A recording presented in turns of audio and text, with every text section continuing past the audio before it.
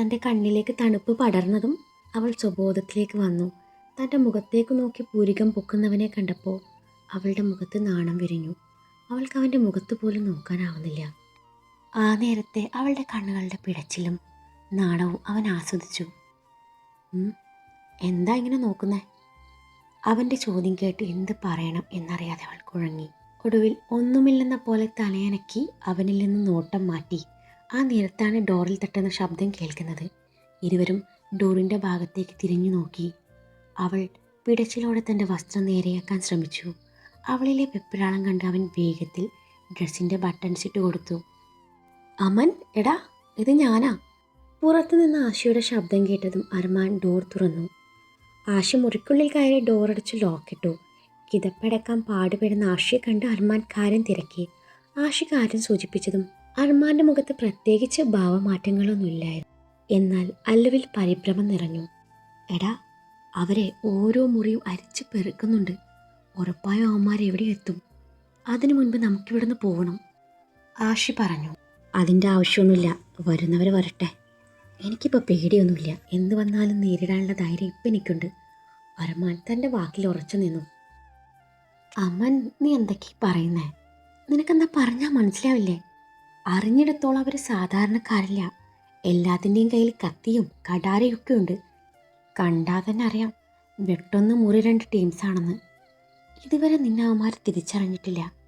അമൻ, നിന്റെ ഇപ്പോഴത്തെ അവസ്ഥയിൽ ഇവിടെ വെച്ചൊരു സീൻ ഉണ്ടാക്കാത്തതാണ് നല്ലത്. ഞാൻ അവന്മാരുടെ കണ്ണിപ്പെടാതെ എങ്ങനെയെങ്കിലും ബിൽ സെറ്റിൽ ചെയ്തിട്ട് വരാം. എന്നാൽ നിങ്ങൾ ഇറങ്ങിക്കോ, ഞാൻ അങ്ങോട്ട് വന്നോളാം. അതും പറഞ്ഞ് അർമാൻ്റെ മറുപടിക്കൊന്നും കാത്തു നിൽക്കാതെ ആഷി വണ്ടിയുടെ കീ അർമാനെ ഏൽപ്പിച്ചു. മുറിയിൽ നിന്നും ഇറങ്ങി. ആഷി പോയതും അർമാൻ ബെഡിൽ വന്നിരുന്ന് തൻ്റെ നെറ്റിത്തടം അമർത്തി ഒഴിയുന്നുണ്ട്. സാർ, നമുക്ക് പോവാം സാർ, എനിക്ക് പേടിയാവുന്നു. അന്നേരം അവൾ പറയുന്നത് കേട്ടവൻ തലയുയർത്തി അവളെ നോക്കി. അവളുടെ മുഖത്തെ ഭയം കണ്ടതും അവൻ മറുത്തൊന്നും പറയാതെ അവളുടെ അരികിലേക്ക് നടന്നു. ഒന്നും മിണ്ടാതെ തനിക്കരികിലേക്ക് നടക്കുന്നവനെ കണ്ടതും ആദ്യം അവളൊന്ന് ഭയന്നിരുന്നു. പിന്നീട് അവൻ തൻ്റെ മുഖം തൂവാല കൊണ്ട് മറച്ച് അവളെയും കൈകളിലെടുത്ത് നടക്കുന്നതും അവൻ്റെ പ്രവൃത്തിയിൽ അവളാകെ വിറങ്ങലിച്ച് നിൽപ്പാണ്. ആ നിമിഷം അവൾ അവൻ്റെ മുഖത്തേക്ക് നോക്കിയിരുന്നു പോയി. അതെ, ഇങ്ങനെ എൻ്റെ മോന്ത നോക്കിയിരുന്നാലേ നിന്റെ ഈ മോന്ത അവന്മാർ കാണും. കുറുമ്പോടെ അവനത് പറഞ്ഞതും അവൾ തൻ്റെ മുഖം മറയും വിധത്തിൽ അവളുടെ മുഖം അവൻ്റെ നെഞ്ചിലേക്ക് പൂഴ്ത്തി. അവളുടെ ആ പ്രവൃത്തിയിൽ അവൻ്റെ ചുണ്ടിലൊരു പുഞ്ചിരി വിരിഞ്ഞു. അവളുടെ ചുണ്ടും ചുടുനിശ്വാസവും അവൻ്റെ നെഞ്ചിൽ പതിഞ്ഞു. ഹൃദയത്തിൽ തണുപ്പ് പടരുന്നത് പോലെ അവന് തോന്നി. അന്നേരം അവൻ്റെ ഹൃദയതാളം ഉച്ചത്തിലായി. അവൾക്ക് ആ ഹൃദയതാളം വ്യക്തമായി കേൾക്കാമായിരുന്നു. ആരുടെയും ശ്രദ്ധയിൽപ്പെടാതെ അർമാൻ അല്ലുവുമായി പാർക്കിംഗ് ഏരിയയിലെത്തി. അർമാൻ തൻ്റെ വണ്ടിയുടെ ലോക്കെടുത്ത് പിൻസീറ്റിലെ ഡോർ തുറന്ന് അവളെ സേഫായി വണ്ടിയിലിരുത്തി. അർമാൻ ആഷയുടെ വരവും കാത്ത് വണ്ടിക്കരികിൽ നിൽക്കുകയായിരുന്നു. ഇതേസമയം പാർക്കിംഗ് ഏരിയയിലേക്ക് വരുന്ന ഗുണ്ടകളെ കണ്ട് അർമാൻ ഒന്ന് പതറി. അവന്മാർ വണ്ടികളൊക്കെയും പരിശോധിക്കുന്നുണ്ട്. അർമാൻ പെട്ടെന്ന് വണ്ടിക്കുള്ളിൽ കയറി വണ്ടി അകത്തു നിന്ന് ലോക്ക് ചെയ്ത് അല്ലുവുമായി സീറ്റിലേക്ക് ചാഞ്ഞു. ഇപ്പോൾ അവൻ്റെ നെഞ്ചിലാണ് അവളുള്ളത്. എന്നാൽ അവൾ ഇതൊന്നും അറിയാതെ അവനിൽ നിന്നും അടർന്നു മാറാൻ ശ്രമിക്കുന്നുണ്ട്. എന്നാൽ അവൻ മറുപടി ഒന്നും പറയാതെ അവളെ ഒന്നുകൂടെ തന്നിലേക്ക് അടുപ്പിച്ചു. എന്നാൽ അവളത് മറ്റൊരു തരത്തിലാണ് കണ്ടത്. അവളുടെ ഉള്ളിൽ ഭയം നിറഞ്ഞു. അവൾക്ക് മുറിവ് നന്നായി വേദനിക്കുന്നുണ്ട്. സാർ, വിട് വിട് സാർ, എന്തായി കാണിക്കുന്നത്? എനിക്ക് വേദനിക്കുന്നു, വിട് സാർ. സാർ, വേണ്ട വേണ്ട, വിടന്നെ. അതെ, ഞാൻ ആഷിക്കോട് പറഞ്ഞു കൊടുക്കൂട്ടോ, സത്യമായിട്ടും പറഞ്ഞു കൊടുക്കും. അവൾ എന്തൊക്കെയോ വിളിച്ച് പറയുന്നുണ്ട്. ശബ്ദം കൂടി വന്നതും അവൻ അവളുടെ വാ പൊത്തിപ്പിടിച്ചു. അന്നേരം അവൾ അവൻ്റെ കയ്യിൽ ഒരു കടി വെച്ചു കൊടുത്തതും വേദന സഹിക്കാനാവാതെ അവളിൽ നിന്നുള്ള പിടി അയഞ്ഞു. അവൻ അവളെ കടിപ്പിച്ചു നോക്കി. ആ നോട്ടത്തിൽ അവളൊന്ന് പതറി. അപ്പോൾ സാറ് നേരത്തെ കാണിച്ച സ്നേഹിക്കും വെറുതെ ആയിരുന്നില്ലേ? ഞാൻ വെറും മണ്ടി, അവൾ അവനിൽ നിന്നും അകന്നു മാറാൻ ശ്രമിച്ചുകൊണ്ട് പറഞ്ഞു. അന്നേരം പുറത്ത് വണ്ടിക്കരികിൽ ഗുണ്ടകളുടെ ഒച്ചയും അനക്കവും കേട്ടതും അർമാൻ അവളെ ഒന്നുകൂടെ തൻ്റെ നെഞ്ചിലേക്ക് വലിച്ചിട്ട് അവളുടെ ചുണ്ടുകൾ മുഴുവനായി കവർന്നതും ഒന്ന് പ്രതികരിക്കാനാവാതെ അവൾ അവൻ്റെ കരവലയത്തിനുള്ളിൽ കിടന്ന് പെടഞ്ഞു. ഉള്ളിലെ സങ്കടവും ദേഷ്യവും ഒപ്പം മുറിവിലെ വേദനയും ഒരുമിച്ച് വന്നതും അവളുടെ കണ്ണ് നിറഞ്ഞു തുടങ്ങി. തൻ്റെ നിസ്സഹായാവസ്ഥ അവൻ മുതലെടുക്കുകയാണെന്ന തോന്നലിൽ അവളുടെ കവളിലൂടെ നീർത്തുള്ളികൾ ഒലിച്ചിറങ്ങി. ഇനിയും അവനെ എതിർത്താൽ തൻ്റെ മുറിവിലെ വേദന കൂടുകയുള്ളൂവെന്ന് തോന്നിയതും കണ്ണുകൾ അടച്ചു പിടിച്ച് അവൾ അവന് വിധേയായി നിന്ന് കൊടുത്തു. അവളുടെ നിറഞ്ഞ കണ്ണുകൾ തന്നെ വേദനിപ്പിക്കുന്നെന്ന് തോന്നിയതും അവൻ തൻ്റെ കണ്ണുകൾ ഇറുക്കെ പൂട്ടി. ഈ നിമിഷം അവളുടെ ചുണ്ടുകൾ മോചിപ്പിച്ച് അവൾ വണ്ടിയിൽ നിന്നിറങ്ങി ഓടും എന്നറിയാവുന്നത് കൊണ്ട് അവൻ തൻ്റെ പ്രവൃത്തി തുടർന്നു. ഗുണ്ടകളിൽ നിന്നും രക്ഷപ്പെടാൻ വേണ്ടി ചെയ്തതാണെങ്കിലും അന്നേരം അവളുടെ അധരങ്ങളിൽ ആ മധുരം അവനിലെ സിരകളിൽ ഒരു ലഹരിയായി പടർന്നു കയറി. ഏതോ ഒരു ഉൾപ്രേരണയാലെ അവളെ വേദനിപ്പിക്കാത്ത തരത്തിൽ അവൻ അവളുടെ ഇരുതളങ്ങളും മാറി മാറി നുണഞ്ഞുകൊണ്ടേയിരുന്നു. അവൻ എത്ര ചുംബിച്ചിട്ടും മതി വരാത്ത പോലെ. സന ഇങ്ങോട്ട് 2-3 തവണ ചുംബനം തന്നിട്ടുണ്ടെന്നല്ലാതെ താൻ ഇതുപോലെ അവൾ ഒരിക്കൽ പോലും ചുംബിച്ചിട്ടില്ല. എന്തോ തനിക്കങ്ങനെ തോന്നിയിട്ടില്ല. പക്ഷെ ഇവളെ കാണുമ്പോൾ താൻ പോലും അറിയാതെ തന്നിൽ വികാരം ഉണരുന്നു. അത് വെറും കാമമല്ലെന്ന് അവൻ തിരിച്ചറിയുകയായിരുന്നു. അറിയാതെ ഇടയിലെപ്പോഴും അവൻ കണ്ണു തുറന്നപ്പോൾ തൻ്റെ ചുംബനത്താൽ വിവശയായ പെണ്ണിൻ്റെ കവിളിലൂടെ നീർത്തുള്ളികൾ ചാലിട്ടൊഴുകുന്നുണ്ട്. അവൻ അവളുടെ അധരങ്ങളെ വേർപെടുത്തി. അവൻ തൻ്റെ ചുണ്ടുകളാൽ അവളുടെ കണ്ണുനീർ ഒപ്പുമ്പോഴും അവൾ തൻ്റെ കണ്ണ് തുറന്നതേയില്ല. എന്തിനാ പിന്നെയും പിന്നെയും എന്നെ ഇങ്ങനെ വേദനിപ്പിക്കുന്നത്? എനിക്കറിയാം ഞാൻ നിങ്ങളുടെ ആരുമല്ല. എന്നോട് ഒരിഷ്ടവുമില്ല. ഉള്ളിൽ വെറുപ്പ് മാത്രമല്ലേ ഉള്ളൂ. പിന്നെ എന്തിനാ പിന്നെയും നിങ്ങളിങ്ങനെ അടുത്ത് വരുമ്പോൾ എനിക്ക് നിങ്ങളെ തടയാൻ പോലും ആവുന്നില്ല. അത് ഞാനൊരു ചീത്ത പെണ്ണായതുകൊണ്ടല്ല, മറിച്ച് എനിക്കറിയില്ല അതെന്തെങ്ങനെയെന്ന്. കണ്ണു തുറക്കാതെയാണ് അവളത് പറയുന്നത്. 2 നാൾ മുമ്പ് വരെ മറ്റൊരു പെണ്ണായിരുന്നു എൻ്റെ ഹൃദയം നിറയെ. അവൾ എന്നെ വേണ്ടെന്ന് പറഞ്ഞത് മുതൽ ഞാനും അവളെ മറക്കാൻ ശ്രമിക്കുകയായിരുന്നു. നിനക്കറിയോ, നീ അരികിലുള്ളപ്പോൾ അവൾ എൻ്റെ ഓർമ്മകളിൽ പോലും വരാറില്ല. അത് എന്നെപ്പോലും വല്ലാണ്ട് അത്ഭുതപ്പെടുത്തുന്നുണ്ട്. നീ പറഞ്ഞ പോലെ എനിക്കും അറിയില്ല അതെന്തേ അങ്ങനെയെന്ന്. നീ എൻ്റെ തൊട്ടരികിലുണ്ടാകുമ്പോൾ എനിക്ക് എന്നെ തന്നെ നിയന്ത്രിക്കാൻ പറ്റാത്തതുപോലെ. നീ എൻ്റെ ആരാണെന്ന് ചോദിച്ചാൽ എൻ്റെ കയ്യിൽ മറുപടിയില്ല. പക്ഷേ എൻ്റെ ഹൃദയം പറയുന്നുണ്ട് നീ എൻ്റേതാണെന്ന്, എൻ്റേത് മാത്രമാണെന്ന്. അവനത് പറഞ്ഞതും അവൾ കണ്ണു തുറന്ന് അവനെ നോക്കി. നീ കരുതും പോലെ എനിക്ക് നിന്നോട് വെറുപ്പൊന്നുമില്ല. നീ ഇപ്പോൾ ഒരു ചീത്തപ്പെണ്ണാണെന്ന് ഞാൻ കരുതുന്നുമില്ല. കഴിഞ്ഞ 2 ദിവസം കൊണ്ട് എനിക്കത് മനസ്സിലായതാണ്. നീ നല്ല കുട്ടിയാ. നിന്നെപ്പോലൊരു പെണ്ണിനെ ഞാൻ ഇന്നേ വരെ കണ്ടിട്ടേ ഇല്ല. ഒരാൾക്കൊരാളെ മനസ്സിലാക്കാൻ ഒരുപാട് നാളുകളുടെ പരിചയമൊന്നും വേണ്ടടോ. പക്ഷെ ചിലരുണ്ട്, ഒരായുഷ്കാലം കൂടെ കഴിഞ്ഞാലും നമ്മളെ അവർക്ക് മനസ്സിലാവില്ല. നമ്മളെ ഒന്ന് കേൾക്കാൻ പോലും കൂട്ടാക്കില്ല. ഒരു പക്ഷേ അവർ നമ്മളെ ആത്മാർത്ഥമായി സ്നേഹിച്ചിട്ടുണ്ടാവില്ല, അത്ര തന്നെ. അത് പറയുമ്പോൾ അവൻ്റെ മനസ്സിലൂടെ സനയുടെ മുഖം കടന്നുപോയി. ഒപ്പം അവളോട് പുച്ഛവും. അന്ന് രാത്രി തൻ്റെ സുഹൃത്തിൻ്റെ കൂടെ മദ്യപിച്ചിരിക്കുമ്പോൾ അവൻ്റെ വായിൽ നിന്നും അവൻ പോലും അറിയാതെ ചിലത് വന്നിരുന്നു. സനയുടെ സൂയിസൈഡ് ഒരു ഡ്രാമയായിരുന്നു അത്. ആദ്യം അത് വിശ്വാസം വന്നില്ലെങ്കിലും പിന്നീട് ഒരു സുഹൃത്ത് വഴി ഹോസ്പിറ്റലിൽ വിളിച്ച് അന്വേഷിച്ചപ്പോഴാണ് അറിയുന്നത് ജ്യോതിഷ് പറഞ്ഞത് സത്യമായിരുന്നു എന്ന്. അവൾ എന്തിനങ്ങനെ ചെയ്തു എന്നത് അവൻ അറിയില്ലായിരുന്നു. അതെങ്ങനെ ജ്യോതിഷ് അറിഞ്ഞു എന്നതേ മറ്റൊരു ചുരുളഴിയാത്ത രഹസ്യമാണ്. പിറ്റേന്ന് രാവിലെ അന്വേഷിക്കണം എന്ന് കരുതിയതായിരുന്നു, പക്ഷേ പറ്റിയില്ല. എന്തൊക്കെ സംഭവിച്ചാലും നിന്നെ ഞാൻ ഒരിക്കലും തനിച്ചാക്കില്ല. ചിന്തകളിൽ നിന്നുണർന്നുകൊണ്ട് അർമാൻ പറഞ്ഞു.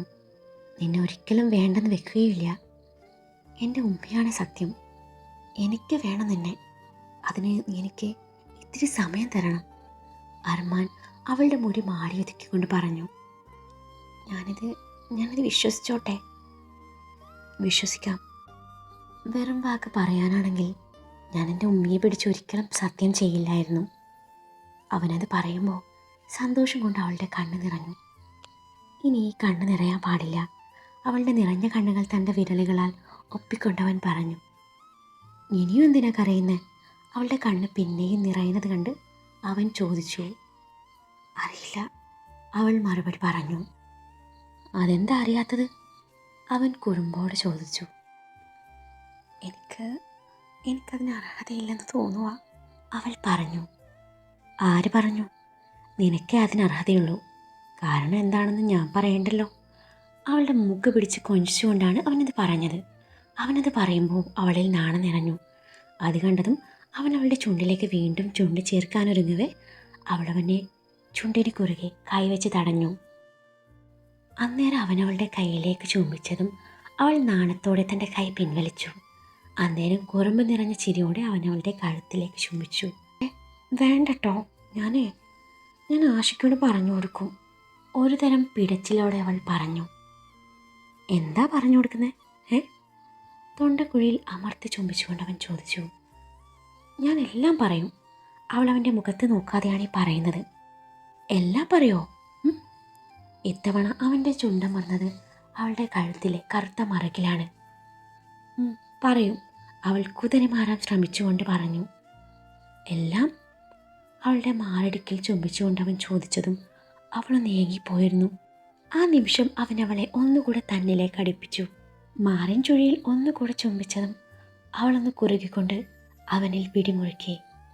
അവളുടെ നാണം നിറഞ്ഞ മുഖത്ത് അവൻ ചെറുതായി ഊതിയതും ആ നിമിഷം രണ്ടുപേരുടെയും കണ്ണുകൾ കൊരുത്തു. ഇതേ സമയം ബില്ല് പേ ചെയ്ത് പാർക്കിംഗ് ഏരിയയിലേക്ക് നടക്കുകയായിരുന്ന ആഷിഖ് ഗുണ്ടകളുടെ കണ്ണിൽ പെട്ടതും അവൻ അർമാൻ്റെ വണ്ടി ലക്ഷ്യം വെച്ച് ഓടി. ഗുണ്ടകൾ അവനെ പിടിക്കാനായി പിന്നാലെ ഓടി. ആഷി എങ്ങനെയൊക്കെയോ അർമാൻ്റെ വണ്ടിയുടെ അരികിലെത്തി. ആ നിമിഷം വണ്ടി പരിശോധിക്കുകയായിരുന്ന വേറെ ഗുണ്ടകൾ അവനെ കണ്ടിരുന്നു. ആഷി വണ്ടിയുടെ ഡോർ തുറക്കാൻ നോക്കിയപ്പോൾ ഡോർ ലോക്കായിരുന്നു.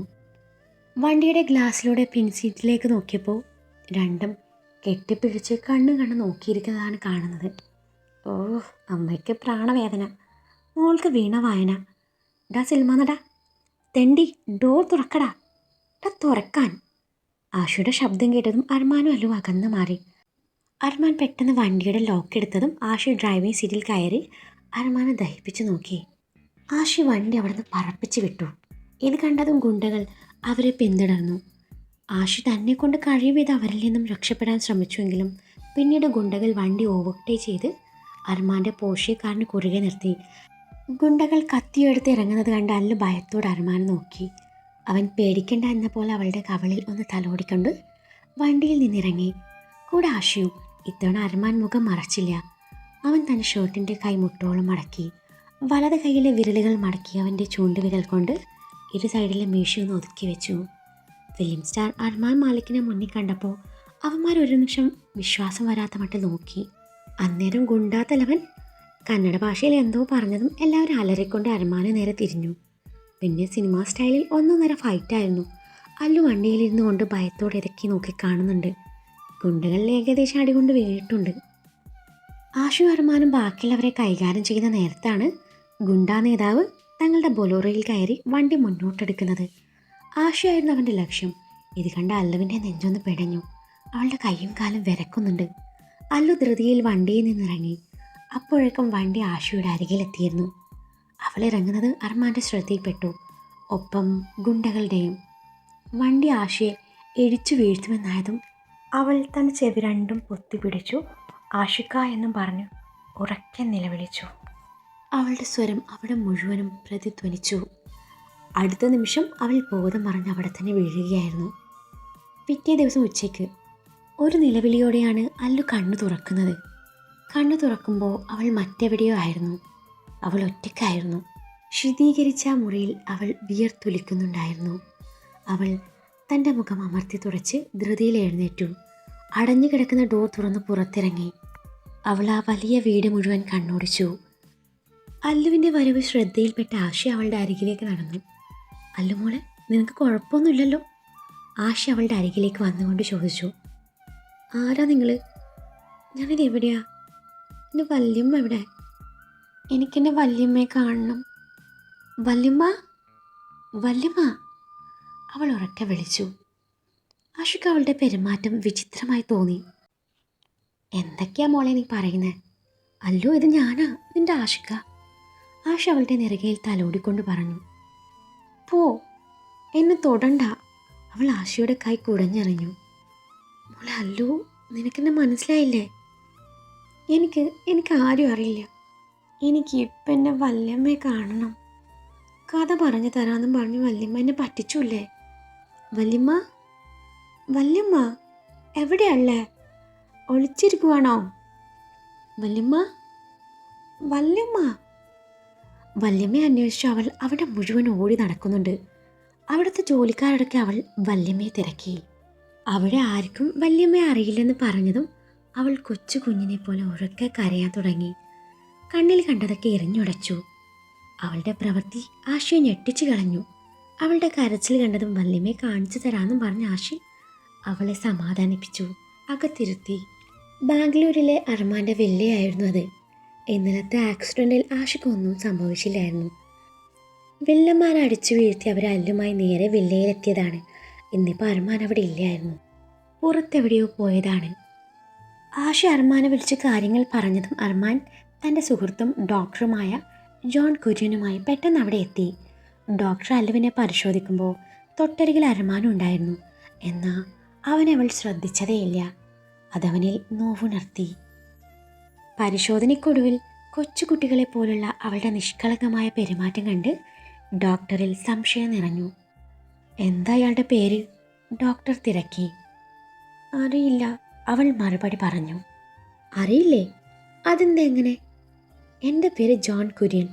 ഇതുപോലെ തനിക്കും ഒരു പേരുണ്ടാവുമല്ലോ, ഒന്ന് ഓർത്തു നോക്കിക്കേ.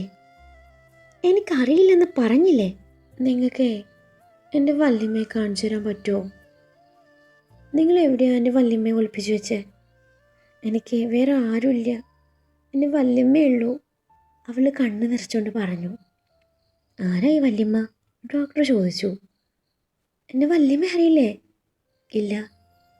അത് തന്നെയല്ലേ ഞാൻ പറഞ്ഞേ, എൻ്റെ വല്യമ്മേനെ കാണിച്ചു തരാൻ. അപ്പം അറിയാലോ ആരാ എൻ്റെ വല്യമ്മയെന്ന്. ശരി ശരി, വല്യമ്മയെ ഞാൻ കാണിച്ചു തരാം. അതിനു മുൻപേ ഞാൻ തന്നോട് കുറച്ച് ചോദ്യങ്ങൾ ചോദിക്കും. അതിന് കൃത്യമായ ഉത്തരം പറയണം. ശരിക്കും? പിങ്കി പ്രോമിസ്? ഡോക്ടർ അത് പറഞ്ഞത് അവൾ കൊച്ചുകുട്ടികളെ പോലെ ചെറുവിരൽ ഉയർത്തിക്കൊണ്ട് പറഞ്ഞു. പിങ്കി പ്രോമിസ്. എളുപ്പമുള്ള ചോദ്യം ചോദിക്കണം കേട്ടോ. ഞാനൊന്നും പഠിച്ചിട്ടില്ല. എന്നെ അവർ പഠിക്കാൻ സമ്മതിക്കില്ല. കണ്ടാൽ ചീത്ത പറയും. റിച്ചുവിന് അവരൊന്നും പറയില്ല. അവരെ എനിക്ക് പേടിയാ. എന്നെ അടിക്കും, വഴക്ക് പറയും. പണിയൊക്കെ ഞാൻ തന്നെ ചെയ്യണം. എനിക്ക് കഴിക്കാൻ പോലും തരില്ല. പക്ഷേങ്കിലേ എൻ്റെ വല്യമ്മക്ക് എന്നെ വലിയ കാര്യമാണ്. എന്നെ വഴക്കൊന്നും പറയില്ല. എനിക്കെന്നും കഥകൾ പറഞ്ഞുതരും. വല്യമ്മയുടെ കഥ കേട്ട് ഉറങ്ങുമ്പോഴേ എനിക്ക് വിശപ്പ് പോലും അറിയില്ല. അവൾ പറയുന്നതൊക്കെ കേട്ട് അർമാൻ്റെയും ആശയുടെയും ഉള്ള വേദനിച്ചു. ശരി, എളുപ്പമുള്ളത് ചോദിക്കാം. ഇയാൾ എത്രയിലാണ് പഠിക്കുന്നത്? ഡോക്ടർ ചോദിച്ചു. 3ലാ. ഞാനും റിച്ചുവും ഒരുമിച്ചാണ് പഠിക്കുന്നത്. അവളുടെ മറുപടി ആശയും അർമാനെയും ശരിക്കും ഞെട്ടിച്ചു. ഇനി താൻ ഒന്നുകൂടെ ഓർത്തു നോക്കിക്കേ. എന്താ തൻ്റെ പേര്? ഡോക്ടർ വീണ്ടും ചോദിച്ചു. എൻ്റെ പേരെനിക്ക് ഓർമ്മയില്ല. പക്ഷേ വല്യമ്മ എന്നെ വിളിക്കുന്നേ തുമ്പിന്നാ. ശരി, എന്നാൽ ഞാനും തുമ്പിന്ന് വിളിക്കാം. അതെ തുമ്പി, ഇങ്ങോട്ട് നോക്കിക്കേ. തുമ്പിക്ക് ഇവരാരാന്നറിയോ? അർമാനെയും ആശയും ചൂണ്ടി ഡോക്ടർ ചോദിച്ചതും അവൾ അറിയില്ലെന്ന് പറഞ്ഞു. തുമ്പി ഒന്നുകൂടെ ഓർത്തു നോക്കിക്കേ, ഡോക്ടർ പറഞ്ഞു. ഇയാൾ എവിടെയെങ്കിലും കണ്ടതായി ഓർക്കുന്നുണ്ടോ? അവൾ ഇല്ലെന്ന് തലയണക്കി. എന്നാ ഞാനൊരു കാര്യം പറയട്ടെ, ഡോക്ടർ അവളോട് വളരെ ശാന്തമായ സ്വരത്തിൽ പറഞ്ഞു. തുമ്പിയുടെ വല്യമ്മയെ പോലെ ഇയാളെ തുമ്പിക്ക് ഏറെ പ്രിയപ്പെട്ട ഒരാളാണ്. അർമാൻ്റെ മനസ്സ് വായിച്ചതുപോലെയായിരുന്നു ഡോക്ടറുടെ സംസാരം. ഇതാണോ രാജകുമാരൻ? അവൾ വിടർന്ന കണ്ണാലെ ചോദിച്ചു. രാജകുമാരനോ? അതാരാ? ഡോക്ടർ തിരിച്ചു ചോദിച്ചു. എൻ്റെ രാജകുമാരൻ. വല്യമ്മ പറയായിരുന്നല്ലോ ഒരു നാൾ ഒരു രാജകുമാരൻ വന്ന് എന്നെ കൂട്ടിക്കൊണ്ടു പോകുന്നു. ഇതാണ് ആ രാജകുമാരൻ? അവളുടെ നിഷ്കളങ്കമായ വാക്കുകൾ കേട്ട് ഡോക്ടർ അതെ എന്ന പോലെ തലയനക്കി. ഹായ്, എൻ്റെ രാജകുമാരൻ വന്നല്ലോ എന്നും പറഞ്ഞവൾ കൊച്ചു കുഞ്ഞിനെ പോലെ കൈകൾ കൂട്ടിയിടിച്ചു. ഈ രാജകുമാരനെ എനിക്ക് ഇഷ്ടമായിട്ടോ. നല്ല ഭംഗിയുണ്ട് രാജകുമാരനെ കാണാൻ. രാജകുമാരൻ കുതിരപ്പുറത്താണോ വന്ന്? അവളുടെ സംസാരവും പെരുമാറ്റം കണ്ട ആശയും അർമാനും ഏകദേശം കാര്യങ്ങൾ വ്യക്തമായി. അവളുടെ അവസ്ഥ അർമാനെ ശരിക്കും വേദനിപ്പിച്ചു. പറ രാജകുമാര, കുതിരപ്പുറത്താണോ വന്നേന്ന്? അവൾ വീണ്ടും ചോദിച്ചു. എടാ അമ്മൻ, ആണെന്ന് പറ, ഇല്ലെങ്കിലേ ചിലപ്പോൾ അവൾ വയലൻ്റ് ആവും. ആശ അർമാൻ കേൾക്കാൻ പാകത്തിൽ പറഞ്ഞതും അർമാൻ അവനെ വല്ലാത്ത ഭാവത്തിൽ നോക്കി. എടാ നീ പേടിക്കും പോലൊന്നുമില്ല, ആ ഭാഗത്തിൻ്റെ നട്ടല്പം ലൂസായതാ, ഇത് പെട്ടെന്ന് മാറിക്കോളും. നീ പെട്ടെന്നൊരു കുതിരയെ അറേഞ്ച് ചെയ്യാൻ നോക്ക്, ഇല്ലെങ്കിലേ നിന്റെ കുമാരിയെ ഈ വീട് തലതിരിച്ചിടും. അസ്ഥാനത്ത് കയറിയുള്ള ആശയുടെ കോമഡി കേട്ട് അർമാൻ അവനെ ദഹിപ്പിച്ച് നോക്കി മുറിവിട്ടിറങ്ങി. തന്നോട് മറുപടി പറയാതെ ഇറങ്ങിപ്പോയ അർമാനെ കണ്ടതും അവളുടെ മുഖം വാടി. രാജകുമാരൻ പിണങ്ങിപ്പോയതാ? അവൾ ചുണ്ടു കൂർപ്പിച്ചുകൊണ്ട് ചോദിച്ചു. ഹേയ്, തുമ്പിമോളോട് രാജകുമാരൻ പിണങ്ങാനോ? അതെ, രാജകുമാരൻ കുതിരയെ കൂട്ടിക്കൊണ്ടുവരാൻ പോയിരിക്കുക. കുമാരൻ്റെ കുതിര ഇവിടെ ബോറടിച്ചു വന്നപ്പോഴേ ചുമ്മാ ഫ്രണ്ട്സിൻ്റെ കൂടെ ഒന്ന് കറങ്ങാൻ പോയതാ. ഇപ്പം വരും. അത് കഴിഞ്ഞ് തുമ്പിമോൾക്ക് കുമാരൻ്റെ കൂടെ കുതിര സവാരിക്ക് പോവാലോ. ആശ അവളോട് ഓരോന്ന് പറയുന്നുണ്ട്. ആണോ? ഹായ് എന്നും പറഞ്ഞ് അവൾ കൈയടിച്ചു. ഇയാൾ ഇവിടുത്തെ കുതിരക്കാരനാ? ആശയെ നോക്കി അവൾ ചോദിച്ചതും ഡോക്ടർ അറിയാതെ ചിരിച്ചുപോയി. ആശയ്ക്കത് അത്രയ്ക്ക് ഇഷ്ടമായില്ല. ഞാനേ ഈ കൊട്ടാരത്തിലെ മന്ത്രിയാ. അതെ, കൊട്ടാരം വൈദ്യനെ, പെട്ടെന്ന് അങ്ങോട്ട് വരാൻ നോക്ക്. നമ്മുടെ രാജകുമാരന് ഹാലിളകിയിരിക്കുക. ആശി ഡോക്ടറെ നോക്കി പല്ല് ഞെരിച്ചുകൊണ്ട് പറഞ്ഞു. ആശി പോയതും ഡോക്ടർ അവളെ എന്തൊക്കെയോ പറഞ്ഞ് ഒരുവിധം സമാധാനിപ്പിച്ചു. ഇതേ സമയം അർമാൻ അന്വേഷിച്ചു മുറ്റത്തേക്ക് ഇറങ്ങിയതാണ് ആശി. അന്നേരം അർമാൻ ചിന്തകളിൽ മുഴുകിയിരിക്കുവാണ്. അവൻ്റെ മനസ്സ് നിറയിപ്പ് അവൾ മാത്രമായിരുന്നു. അല്ലു. ഇരുവരും ഒരുമിച്ചുണ്ടായ നല്ല നിമിഷങ്ങൾ അവൻ്റെ മനസ്സിലൂടെ കടന്നുപോയി. അവൻ്റെ കണ്ണ് എന്തിനെന്നറിയാതെ നിറഞ്ഞു. ആശയുടെ കരങ്ങൾ തൻ്റെ തോളിൽ അമർന്നതും അവൻ തൻ്റെ കണ്ണുനീർ മറച്ചു പിടിച്ച് ചിരിക്കാൻ ശ്രമിച്ചു. അപ്പോഴേക്കും ജോൺ ഡോക്ടറും അങ്ങോട്ട് വന്നിരുന്നു. എടാ, നീ ഇങ്ങനെ ടെൻഷനാവുമെന്ന് വേണ്ട. പെട്ടെന്നുണ്ടായ ഒരു ഷോക്ക്, അതാണ് അവളുടെ ഇന്നത്തെ അവസ്ഥയ്ക്ക് കാരണം. ഒരു കൊച്ചുകുട്ടിയുടെ ബുദ്ധിയും അറിവും മാത്രമേ ഇപ്പോൾ അവൾക്കുള്ളൂ. പഴയ ചില ഓർമ്മകൾ മാത്രമേ അവളിൽ അവശേഷിക്കുന്നുള്ളൂ. കഴിഞ്ഞ ദിവസം ആശയെ വണ്ടി ഇടിച്ചു എന്ന തോന്നലിലുണ്ടായ ഒരു ഷോക്ക്. മുൻപ് എപ്പോഴും അതുപോലൊരു ഇൻസിഡൻറ്റ് ഉണ്ടായിട്ടുണ്ടാവാം. അതാവാം അവളുടെ മനസ്സിനെ അത്രമേൽ അത് മുറിവേൽപ്പിച്ചത്. അതുപോലെ അവളുടെ ജീവിതത്തിൽ സംഭവിച്ച മോശം അനുഭവങ്ങൾ ഇതൊക്കെയാവാം ഈ കുട്ടിയുടെ മനസ്സിൻ്റെ താളം തെറ്റിച്ചത്. കുട്ടിക്കാലത്ത് ആ കുട്ടി ഒരുപാട് സ്ട്രഗിൾ ചെയ്തിട്ടുണ്ടെന്ന് തോന്നുന്നു. ഒരുപക്ഷെ ഈ പറയുന്ന വല്യമായിരിക്കാം ഈ കുട്ടിയുടെ ഏക ആശ്രയം. ഡോക്ടർ പറയുന്നത് ശ്രദ്ധിച്ച് കേൾക്കുകയാണ് അർമാൻ. അവളൊരു ഓർഫനാണ്, അർമാൻ ദീർഘമായി നിശ്വസിച്ചുകൊണ്ട് പറഞ്ഞു. അവളുടെ സംസാരത്തിൽ നിന്നും എനിക്കത് മനസ്സിലായി. ജോൺ, അവളുടെ ഈ അവസ്ഥയ്ക്ക് കാരണം ഞാൻ കൂടിയാ. എനിക്കവളെ പഴയ പോലെ തിരിച്ചു വേണം. എനിക്കവളെ എൻ്റേത് മാത്രമാക്കണം. അതിന് ഞാനിനി എന്താ ചെയ്യണ്ടേ? അർമാൻ ചോദിച്ചു. അതിന് പ്രത്യേകിച്ചൊന്നും ചെയ്യണ്ട. അവൾക്ക് കിട്ടാതെ പോയ സ്നേഹം നിന്നെ കൊണ്ട് കൊടുക്കാൻ സാധിച്ചാൽ ഒരുപക്ഷെ പെട്ടെന്ന് റിക്കവറാവും. അവളുടെ പെരുമാറ്റവും സ്വഭാവവും കൊച്ചുകുട്ടിയുടെ ആയിരിക്കും. അതിനനുസരിച്ചായിരിക്കണം തിരിച്ചങ്ങോട്ടുള്ള സമീപനവും. അതായത് നിന്റെ ഓഞ്ഞ റൊമാൻസ് കൊണ്ട് പോയാൽ പണി കിട്ടുമെന്ന് സാരം. ഡോക്ടർ പറയുന്നതിനിടയിൽ ആഷ ഇടയിൽ കയറി പറഞ്ഞു. എടാ അമൻ, നീ എത്രയും പെട്ടെന്ന് ഒരു കുതിരയെ സംഘടിപ്പിക്കാൻ നോക്ക്.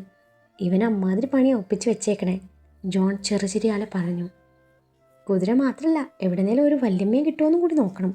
ഇല്ലേലേ കുമാരൻ്റെ തുമ്പിമോളെ ഈ അന്തപുരം തല തിരിച്ചു വിടാനും സാധ്യതയുണ്ട്. ആഷയുടെ പറച്ചിൽ ജോണിൽ ചിരി പടർത്തിയപ്പോൾ അർമാൻ്റെ മുഖത്ത് ഇനി എന്തൊക്കെയായിരിക്കും നടക്കാൻ പോകുന്നത് എന്ന ചിന്തയായിരുന്നു. ഇരുവരോട് യാത്ര പറഞ്ഞ് ജോൺ മടങ്ങി. ആ നേരത്താണ് അകത്ത് നിന്ന് അല്ലുവിൻ്റെ കരച്ചിൽ കേൾക്കുന്നത്. ആഷയും അർമാൻ അവളുടെ മുറി ലക്ഷ്യം വെച്ച് ഓടി. അർമാൻ കാര്യം തിരക്കി. രാജകുമാര, എനിക്ക് വിശക്കുന്നു, അവൾ വയർ തടവിക്കൊണ്ട് പറഞ്ഞു. എടാ, എന്താ കഴിക്കാനുള്ളേ? അർമാൻ ആഷയോട് ചോദിച്ചു. പുട്ടുമാവുണ്ട്, ആഷ മറുപടി പറഞ്ഞു. പുട്ടുമാവോ? അതെന്ത് തേങ്ങയാ? ഇന്നലത്തെ പുട്ട് ബാക്കി വന്നപ്പോൾ അത് വെച്ച് ഞാനൊരു വെറൈറ്റി ഉപ്പുമാവുണ്ടാക്കി. പുട്ടുമാവെന്ന പേരും കൊടുത്തു. തുമ്പിമോക്ക്, ആഷിക പുട്ടുമാവ് കൊണ്ടുവരട്ടെ? ആഷ അല്ലുവിനെ നോക്കി ചോദിച്ചതും ശരിയെന്ന പോലെ അവൾ തലയനക്കി. ആഷി പെട്ടെന്ന് തന്നെ ഭക്ഷണവുമായി വന്നു.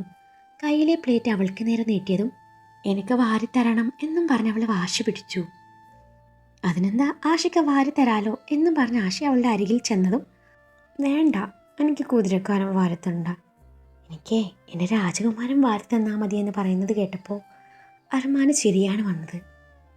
ശരി, ഞാൻ വാരിത്തരാം, പക്ഷേ ഇയാളെ ഞാൻ പറയുന്നതൊക്കെ അനുസരിക്കണം എന്ന് അർമാൻ പറഞ്ഞതും അവൾ അനുസരിക്കാം എന്ന പോലെ തലയനക്കി. അർമാൻ ആഷിയുടെ കയ്യിൽ നിന്നും പ്ലേറ്റ് വാങ്ങി അവളുടെ അരികിലേക്ക് നടന്നു. എടാ, ബുദ്ധിസ്ഥിരതയില്ലാത്ത കൊച്ചാണ്, ഇത്തിരി സാമൂഹിക അകലേക്ക് ആവാം എന്നുള്ള ആശയുടെ ഡയലോഗ് കേട്ട് അർമാൻ അവനെ ദഹിപ്പിച്ചു നോക്കി. അർമാൻ അവളുടെ അരികിൽ വന്നിരുന്നു. അവൾക്ക് വാരി കൊടുക്കാൻ തുടങ്ങി. കുതിരക്കാരാ, എനിക്ക് നാളെ മുതൽ ഈ സാധനം വേണ്ട കേട്ടോ, ഇത് കൊള്ളില്ല, എനിക്ക് ബിരിയാണി മതി, അവൾ കഴിക്കുന്നതിനിടയിൽ പറഞ്ഞു. ഓ അടിയൻ, ആശി പ്രത്യേക ഇനത്തിൽ പറഞ്ഞു. തുമ്പിപ്പെണ്ണെ, ഈ കുതിരക്കാരൻ ഇവിടെ നിൽക്കണോ? വേണ്ട, പൊയ്ക്കോട്ടെ അല്ലേ? അർമാൻ അല്ലുവിനോട് പറഞ്ഞതും ഡാ കുതിരക്കാരാ, താൻ പൊയ്ക്കോ എന്നും പറഞ്ഞവൾ ആശയെ കൂർപ്പിച്ചു നോക്കി. രാമൻ, നീ ഇവളെ കിലുക്കത്തിലെ രേവതിക്ക് പഠിപ്പിക്കാൻ നോക്കുകയാണോ?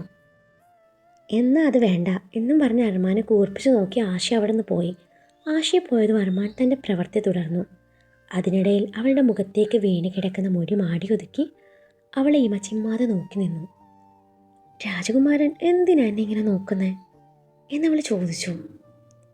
എൻ്റെ രാജകുമാരൻ്റെ ഭംഗി കണ്ട് നോക്കിപ്പോയതല്ലേ, അവൻ മറുപടി പറഞ്ഞു. ഞാൻ രാജകുമാരിയാ? അവൾ നഖം കടിച്ചുകൊണ്ട് നാണത്തോട് ചോദിച്ചു. എൻ്റെ മാത്രം രാജകുമാരി, അവളുടെ കവിളിൽ തഴുകിക്കൊണ്ടവൻ പറഞ്ഞു.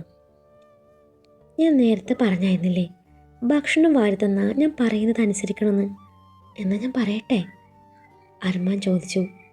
അവൻ പറയുന്നത് കേട്ടതും അവൾ മൂളിക്കൊണ്ട് തലയനക്കി. എനിക്കൊരു ഉമ്മ തരുമോ? ദേ ഇവിടെ. തൻ്റെ ചുണ്ട് കാട്ടിക്കൊണ്ട് അർമാൻ പറഞ്ഞതും അവൾ മനസ്സിലാവാത്ത പോലെ നോക്കി. അങ്ങനെ പറഞ്ഞ എന്താ? അവൾ ചോദിച്ചു. അറിയില്ല. അവൻ്റെ ചോദ്യം കേട്ട് അവൾ ഇല്ലെന്ന് പറഞ്ഞു. എന്നാൽ ഞാൻ ആദ്യം കാണിച്ചു തരാം. എൻ്റെ തുമ്പിപ്പെണ്ണെ, അതുപോലെ ചെയ്താൽ മതി. ഞാൻ വല്യമ്മയുടെ തുമ്പിയാ, എന്നെ അങ്ങനെ വിളിക്കണ്ട, അവൾ മുഖം കൂട്ടിക്കൊണ്ട് പറഞ്ഞു. പിന്നെ എന്താ ഞാൻ വിളിക്കുക? ഞാനേ ഐഷു എന്ന് വിളിക്കാം. അവൻ പറയുന്നത് കേട്ടതും അവൾ തലയനക്കി.